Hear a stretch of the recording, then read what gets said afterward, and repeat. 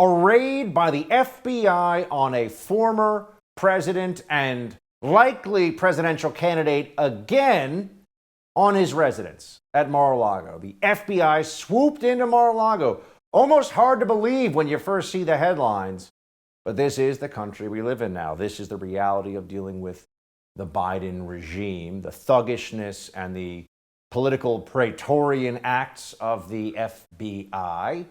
It is a mess, and obviously this is just the beginning.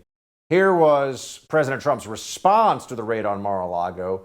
It is prosecutorial misconduct, the weaponization of the justice system, and an attack by radical left Democrats who desperately don't want me to run for president in 2024, especially based on recent polling, and who will likewise do anything to stop Republicans and conservatives in the upcoming midterm elections.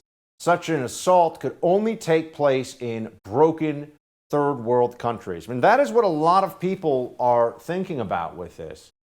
That this is the kind of action you see in dictatorships that have sham elections, because everyone knows that if the regime in power is challenged by anybody, they'll just arrest everyone. Or if there is a transfer of power, the new regime will arrest everybody from the previous regime to make sure they get to stay in power in perpetuity. This is a crossing of the Rubicon moment, as so many have noted. It is obviously the case that this is unprecedented. This is a major action, and it lines up really only two possibilities. On the one hand, is that this is all pretextual, that the National Archives and the ongoing investigation of documents that could either be in presidential or National Archives custody is essentially being used here as an excuse for a clear political attack on former President Trump in an effort to undermine him and to make it effectively impossible for him to run for president again. That's one possibility.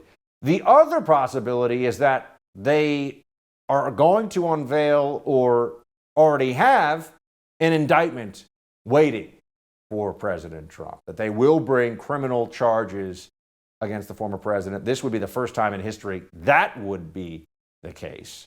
And obviously the political ramifications of that would be tremendous.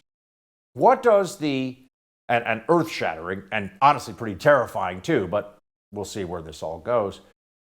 Karine Jean-Pierre, the White House press secretary, was asked today about whether or not the White House was given a heads up about this raid on Mar-a-Lago. Here's how that went.